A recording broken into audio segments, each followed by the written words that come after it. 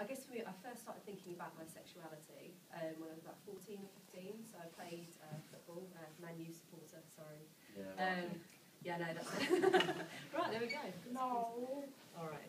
Liverpool, Yeah, my family support Liverpool. Michael just does as well, though. No, Nice. get down. Kindred spirit right here. And so I was kind of playing football. I was centre forward, and there was a girl on the team who I thought was kind of attractive, but I didn't know how I felt, and I wasn't sure what my feelings were. So I had loads of boyfriends at the time, sort of dating guys and so forth. But I had this connection to her, and I didn't really understand it. So we hung out quite a lot at school, and nothing actually ever happened. But I knew that my feelings towards her were a bit unusual, and I thought, well, I think I might fancy her, but I wasn't sure.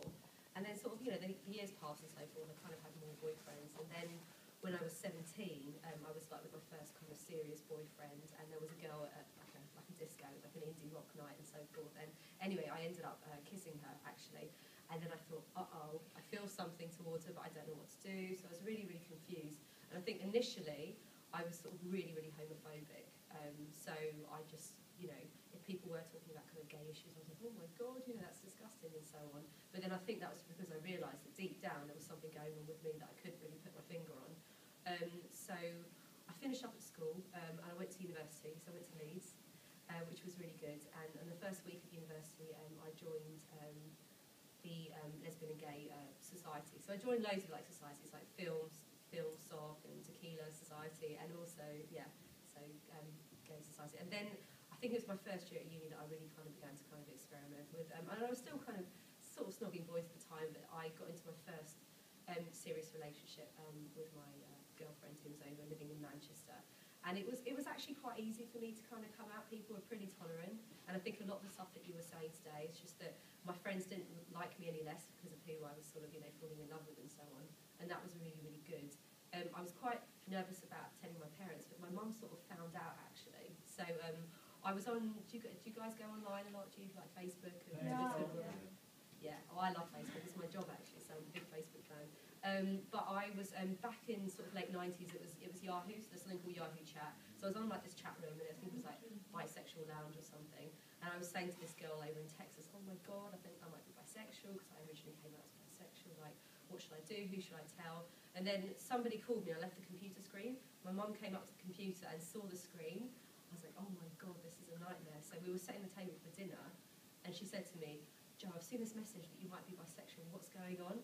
And I said, I don't want to talk about it. And then we just carried on, setting the table, and I didn't really say anything. And then sort of as the months passed, and when I was kind of at university, she kind of asked me again, and I said to her, well, actually, Mum, I'm seeing a girl at the moment. I think I kind of might be bisexual. She took it quite well, actually. I mean, I'm the oldest of three, and my siblings are straight, so it was kind of like I didn't have to worry too much about sort of grandchildren and how things were going to manifest. But my dad was a little more anxious at first. He was a bit confused. I think he thought that because I like girls, I was going to fancy every single girl that I'd ever known, or sort of like celebrities on the telly, that kind of stuff. So there was a bit of confusion. I guess when it comes to sort of coming out to my other family members, I never told one grandma just because I thought like the generation gap was too big. But I did tell my other grandma when I started editing a lesbian magazine actually. So I told her when I was about 22, 23. And she was a bit like, whoa, are you going to be okay? Like, how's this going to impact your future? This is a really difficult choice.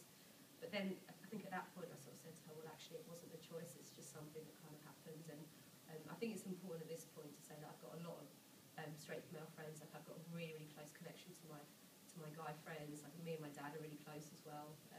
It's just sort of the way it kind of happened for me. So whilst I love to sort of, be friends with everyone and so forth, my emotional, physical kind of connection, I suppose, is with women. That's probably it for me. And I would love to hear any questions you guys have. There's no question that I won't answer, so go for it. Well, should we take take a minute and maybe write down some questions? Have a moment to think about some questions, and then we'll answer them in a minute or two.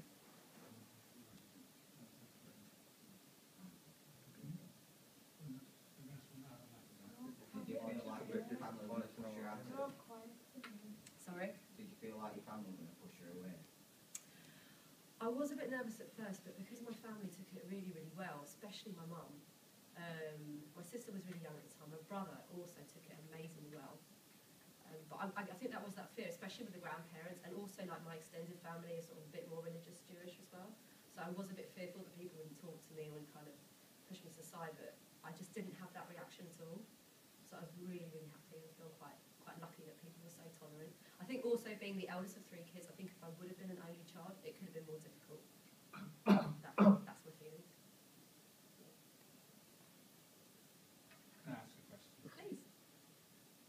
You would say geographically there's a difference in between from your London, your bigger cities, to come up to places like Yorkshire or even further north. And, you know, would you say there's a difference because your nightlife, your population maybe much more diverse in some ways? Yeah, so. you're right, yeah. I think that's a good call. I think actually where I came out was Leeds, so that was obviously, you know, not particularly far from here, and everyone was pretty good. I suppose like I was mostly hanging out with students, but I had a lot of local friends, but the way that I was received in Yorkshire was absolutely brilliant. I can't really speak for the rest of the country because I've only ever lived in Leeds and London, but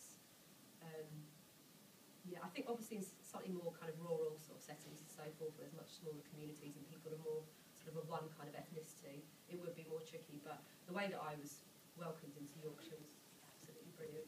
And that was, you know, I graduated in 2002, so it was like a while ago. And people were great for the most part. I've had a little bit of kind of homophobia. So I was holding hands with my girlfriend walking down the street, and I had a couple of people sort of yelling, and I did have a piece of fruit thrown at me once, which wasn't very nice. But you know, it's just sort of part of the journey, really. How do you react to something like that? I'm not a very confrontational person, so I tend to sort of try and ignore it. But yeah, I did have somebody. Actually, it was at a club in London, as it happens. This was about 5 months ago, and I was kissing a girl in a club, and it was a straight club. But I didn't think there would be any problems, you know, it being London and progressive and not something that people haven't seen before. But actually, a girl did come up to us and actually banged our heads together, which was absolutely horrific, and I was really, really taken aback. And I just sort of turned around to her and said, you know, what's your problem? And she said, well, it looks like you two are just sort of showing off, so I wanted to teach you a lesson. And I found that really, really odd. But again, for me, I'm very non-confrontational. I thought she wasn't going to be receptive. I tried to reason with her, so I just sort of left it. But I've not really had many negative kind of reactions. I think the one thing I did, I was teaching over in Africa a couple of years ago. So I was teaching about digital media, so Google, Facebook, Twitter.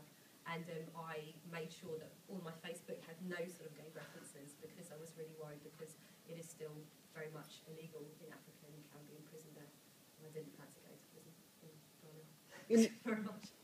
But not all of Africa. I mean, South Africa is very gay friendly. South Africa is very gay friendly, but sub-Saharan Africa is probably not massively friendly towards gays. So I wanted to make sure that I sort of came back in the closet, and it was quite hard for me to come back in the closet and tell everyone that my girlfriend was actually a boyfriend, but I think it was necessary for my safety. Do gay people generally come across that way, like you say, in the straight club and you're kissing, but the attitude of some people is that you're showing off? You know, because I can see where you're coming from, and I probably can see somewhere, I think, not saying I think that way, but I know where they're coming from when they actually say that. You know, when you're like, it's just say off to. I think in some cases when it is sort of, you know, especially with girls, I think, because I think girls, they always kiss their best friends and so on, so you've probably seen it. Yeah. I haven't experienced that before, but I think in certain circumstances, it would come up like that. Yeah. But there's a match up in the boys and men as well, that it sees the two being